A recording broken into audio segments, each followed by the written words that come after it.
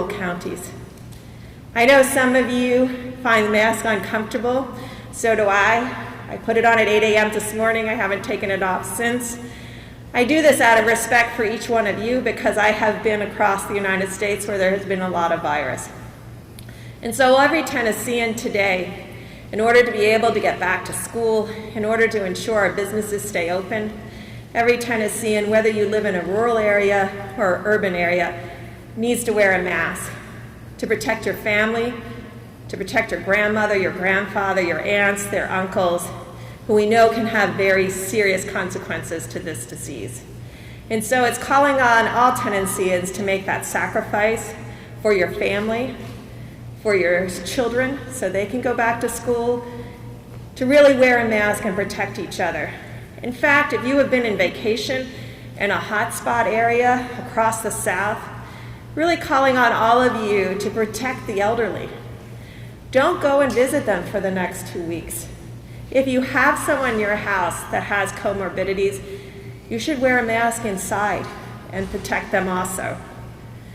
We've done a lot of modeling and we have found that if you all wear masks, all Tennesseans, in every public area, and you protect the individuals with comorbidities, if you stop going to bars, and indeed close the bars, and limit your indoor dining, that you can have, and we do social distance and wash your hands, that we can have as big an impact on decreasing new cases as what we had with sheltering in place. This is what's possible. We have our freedoms. We can go out. We can socially distance in specific restaurants and be distanced from one another and protect one another. And we can have SEC football if together we decrease the case numbers. And so Tennessee is at that inflection point. And we wanted to come here and talk to the governor and his staff and incredible Tennesseans that have led through so many other issues, and the mayor of Nashville to really appeal to every Tennessean to wear a mask, particularly rural mayors. If every rural mayor could mandate mask wearing, the virus is there. You may not see it today because it may still be in young people, but it's spreading, and it will hit your nursing homes, and it will hit those that have serious consequences to this virus. We know who those individuals are. People who have trouble with weight, people who have diabetes, people who have hypertension, people who have chronic lung, renal, and heart disease. We have many Tennesseans that suffer from those issues, and it's our moment in time to protect them. And we can change the future of this virus in this state today. We continue to social distance. If every mayor throughout this great state would mandate masks, close the bars, and substantially increase indoor dining distancing, together we can get through this. So I will stop there, take questions. Yeah, quick return. You can go first. Hi, Dr. Birx. Senegal, one thing has been done with National Public Radio. You're talking about mayors issuing mandates, but what about governors? We have some mayors in the state that have issued mandates, but the governor has not. So what are your thoughts about governors starting to issue those mandates? You know, we have had governors across the South that have issued those mandates, and I think in this case, we know that the rural mayors understand their communities the best and would know how to mandate masks specifically. We've talked to the governor about the importance of mask mandates. I think he has a sound strategy that he's working through the state. I think we're at 65 or 70% of the counties. We need 100% of the counties to have, including the rural counties, to have these mandates. Hi, Kimberly with the Associated Press.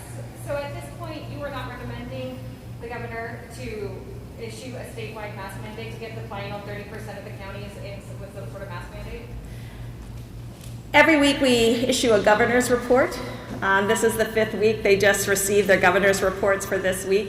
I can tell you in every red state, and Tennessee is now in the red state category. It flipped from being in the yellow state category. What does that mean? They had under 10% test positivity. They're now over 10% test positivity. And the number one bullet is mandate mask.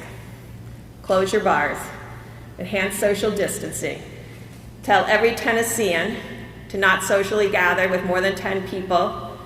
to not socially gather even with your relatives if they've been elsewhere because of the chance of spreading this virus. In many places in Texas where we were a couple of weeks ago, they talked about even outdoor events where families came together that had missed one another, socially gathered, and 60 out of 60 became COVID positive. This is the potential of how rapidly this virus spreads and how silently it spreads because of the degree of asymptomatic spread. And the way to stop that is to do everything we've talked about with contact tracing. But the way to really stop it is to have every single person in public in a mask. Yes, Dr. Birx, you had mentioned concerns with those younger who are carrying the virus. Also, there is no requirement across the state to wear masks. Knowing that information, do you support schools returning, some of them returning to the facility, or do you believe that they should be virtual? So each school district is going to have to look at this, and because each county is different, I think really mandating that down to the school district to do the analysis, and I know that's putting a lot of pressure on school districts. We're essentially saying that every school district has to understand public health. But we do have excellent public health individuals. I met them today, both at the state level with the health commissioner and the assistant health commissioner, but also down at the county level. If you can protect the students, the teachers, the families, and those with comorbidities, when you're in that situation where your caseload is dropping, your test positivity is falling, that is a situation that we would like to see, because what's important to us is the safety of the children, the parents, and the teachers. But let me make this also clear, and that's why it's in the CDC guidelines. The most important piece of this is to put the child at the center and to make those accommodations needed to ensure that those children have access to the health, nutrition, mental, and emotional support that they achieve in schools. And I know that's a difficult balance, and that's why each school district should be working today to decrease their caseloads. Dr. Birx, Brett Kelman, the Tennessean. You make the point that in addition to masks, there should be bar closures and limits to indoor dining. Across a large majority of Tennessee, these businesses are able to operate without changing their operations to slow the spread of the virus. Are we doing enough to require businesses to take steps to slow this virus? So that is my recommendation based on all the evidence we have of what it takes to get under what we call R1. And what do I mean by R1? That is so that I, infected, don't spread it to even one other person. So if it's less than 1 to 1, then you're under R1. What I can tell you is in the models, and now we have evidence from Arizona, who did just that in Phoenix. They closed the bars, they restricted indoor dining, 100% of the population in mask in all public spaces, decreased social gatherings, and even though that state was in a very difficult place with extraordinary high test positivity, they've been able to turn that around in the last 4 weeks. So it's not just theoretic any longer, it's clear. And all the other businesses, their malls were open, they had great outdoor dining, even in 110 degrees, social distanced. And so these are the accommodations we're asking businesses to make so that children can go back to school, caseloads and test positivity can drop, and all of the other businesses in this great state of Tennessee can continue to operate. So are you saying that the changes should be mandated, or are you saying that businesses should be asked to make these changes? We have put it in the guidelines as this is our recommendation at the federal level based on science and evidence of what we think will have the greatest impact on saving more Tennessean lives and decreasing the spread of this virus. Hi, I'm Martha Aldridge. I'm with Chalk Beat. We cover education. You say we're at an inflection point. You see the numbers. This inflection point is coming as we are about to reopen schools. Given what you know about the numbers and that we are in the red zones pretty much statewide, would you recommend that school districts pivot to remote learning as they start out and then reassess as the numbers come down? I could make the recommendations of what every Tennessean should be doing today in order to ensure schools can open safely in the future. And that will be the governor and the mayors of each of these areas. I mean, we just finished with the mayor of Nashville in a great discussion and talking about how after the mask mandate and the closing of bars over the last couple of weeks, they're already seeing stability in their cases and the potential over the next week to have a significant decline in number of cases. So I guess it's really important to really convey that we're asking everybody to make a personal sacrifice of responsibility to one another to really decrease these caseloads by doing these recommendations. I would like to believe that us saying that there's science and principle and evidence behind it, that should be good enough for every Tennessean to follow, and I know the governor feels that way and wants to, I don't think he has anything against mandating if he can't get Tennesseans through this recommendations to follow each of this so the schools can reopen safely. Well, given all those things, is that a recommendation? Recommendation to do all of those things so that schools can open safely and get these cases down. Next question. Sir. Yes, out of all the cities that we've listed as some of the hot spots in around the country, Tennessee or Nashville in particular might be considered a more likely place for tourists. What can you say could be done more to help to communicate, the role that tourists play when they come to visit? Yeah, I think that's a really good question, and I think that's why last week President Trump made it clear that he thinks people should wear masks. I think he's seen the evidence now from Missouri, and I know you all know the Missouri evidence. It's very personal to me because it was in a beauty salon. 2 actively infected beauticians who were wearing masks, and all their clients wore masks. Not a single person was infected. This is the power of what we have in our hands to change the transmission of this virus.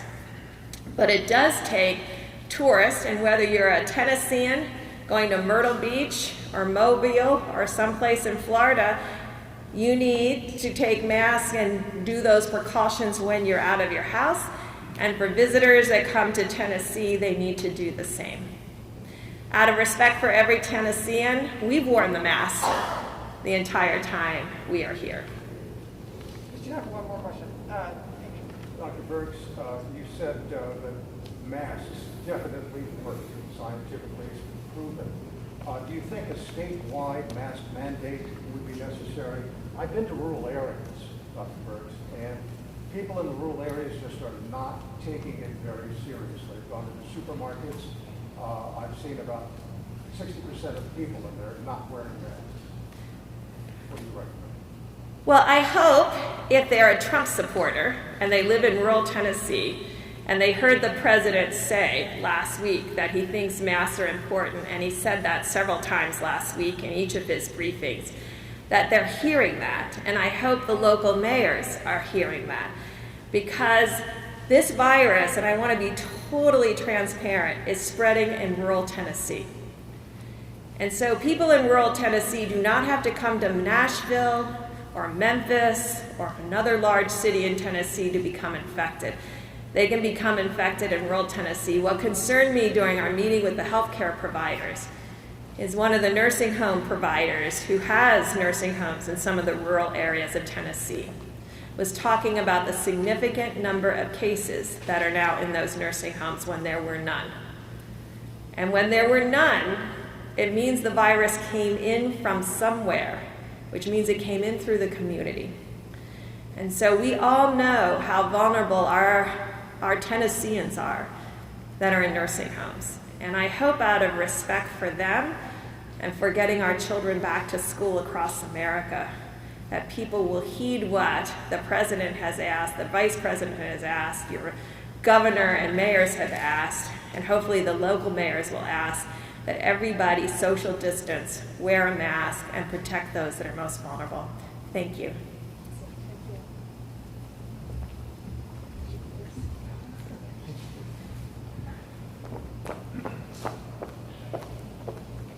Governor will provide opening comments, take a couple quick questions, and just so that you all are aware as well, we do have our press conference tomorrow at 4 p.m. as well for the full COVID-19 briefing.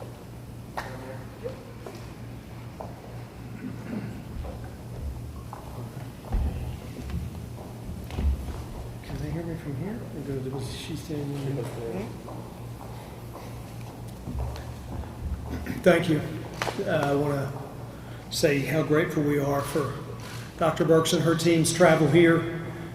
We've had a great working relationship with the White House and President Trump's team throughout this pandemic, and that continues today.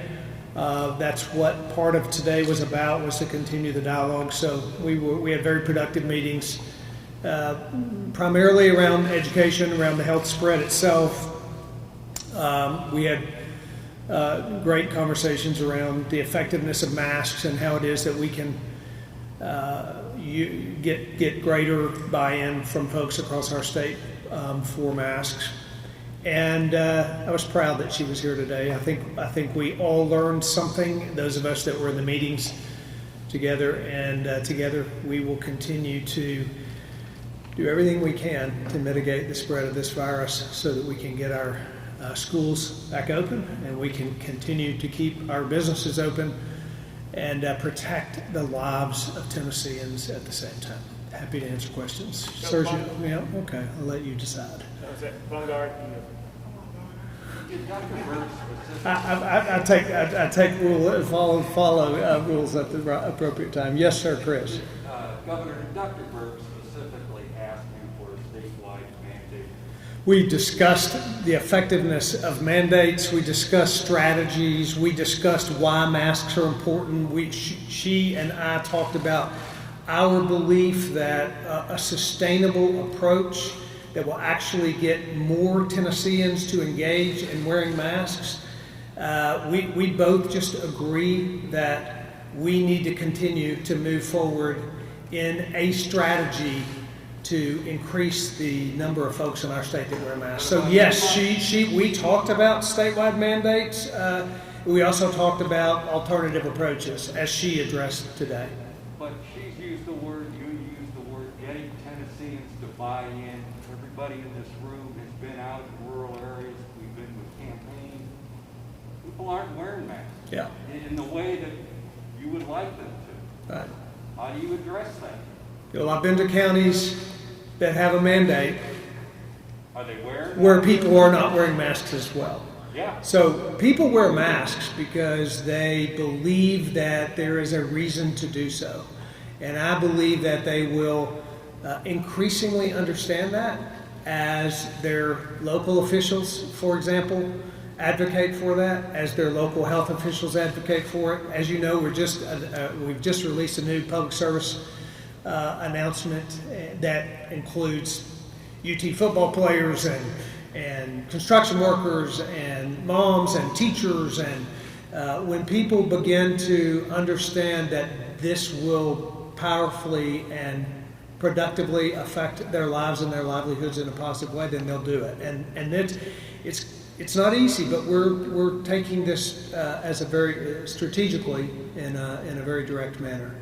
And the governor will continue day after day after day to say to Tennesseans, we need you to wear a mask.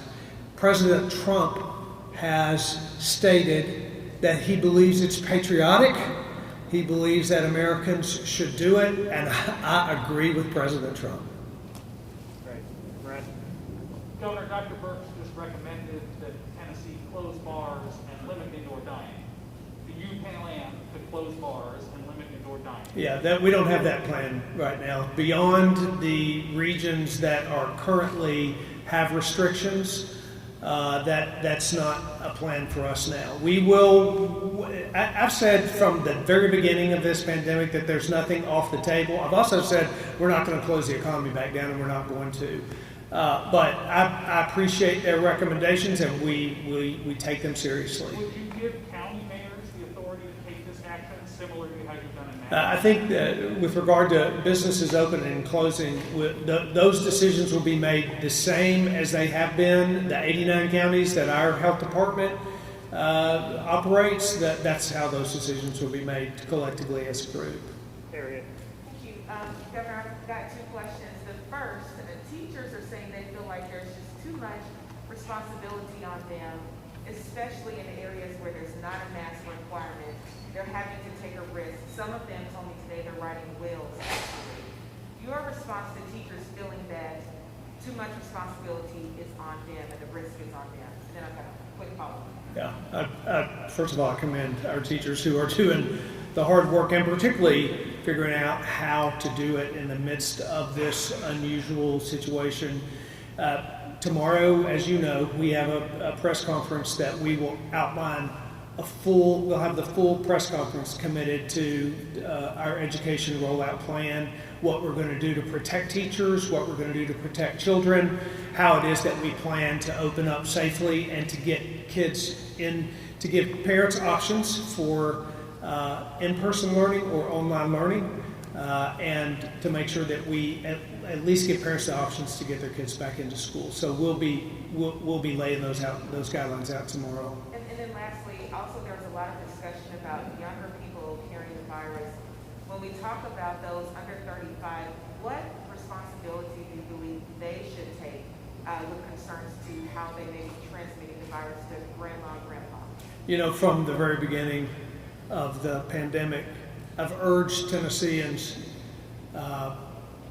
government can do a lot of things, private sector can do a lot of things, but at the end of the day, it is personal responsibility by Tennesseans that's going to mitigate the spread of this. So I would say to every Tennessean, including those that are asymptomatic, younger adults, that I implore them to take personal responsibility for not only their own lives and their own safety, and even if they don't believe that their life and their health is at risk, clearly the elderly in our community, those with underlying conditions in our communities are at risk, and we need Tennesseans to take personal responsibility, to join together with us in the things that we're asking them to do to help spread this, to help mitigate the spread of this virus.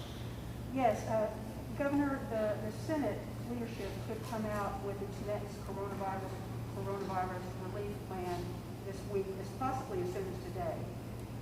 And given that more districts, most recently Shelby County Schools this morning, have announced that they're shifting to remote opening, what is your position on the Trump administration's stance tying federal coronavirus relief aid to schools to physically reopening their campuses?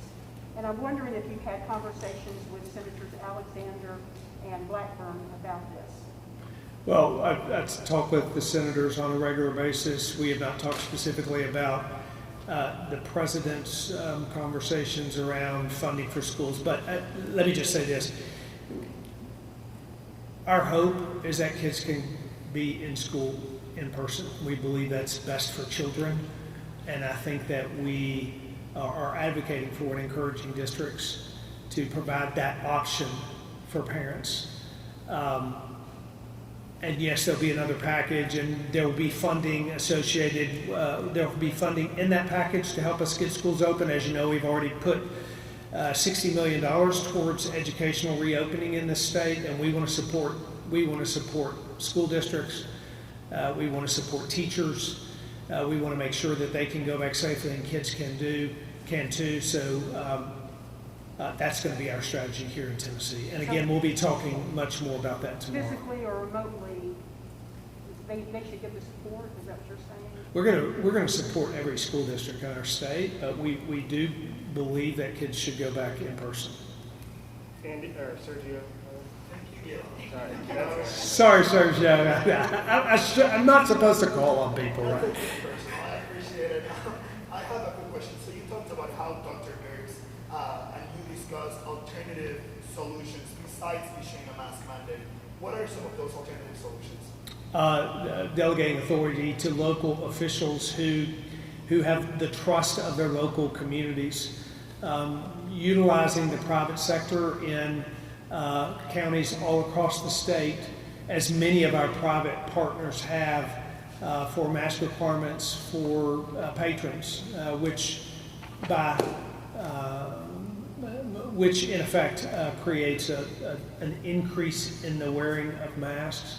Utilizing a public service strategy, PSA strategy statewide, to remind folks of how important this is. So those are all alternative strategies that we spoke with, talked to her about, talked about the effectiveness and sustainability of that approach. And so to follow up on that, I'm wondering, I mean, some might argue that the strategy that the state is implementing right now is not working. You see that some counties and some mayors have refused to issue a mask mandate. How are you going to convince them of doing this eventually? I mean, Dr. Birx talked about the importance of having 100% of county mayors on board. We're not there yet. How are you planning to convince them? I think that would be great if we were there. I think that what Dr. Birx and I both agree upon is that no one knows particularly the best strategy. We all know that the best outcome is to have Tennesseans wearing masks. What I want more than anything is for our businesses to continue to operate, for our citizens to be safe, for our lives to move forward to the degree that they can in ways like going to a football game, for our children to be able to go to school in person and do so in a safe way and have their grandparents protected.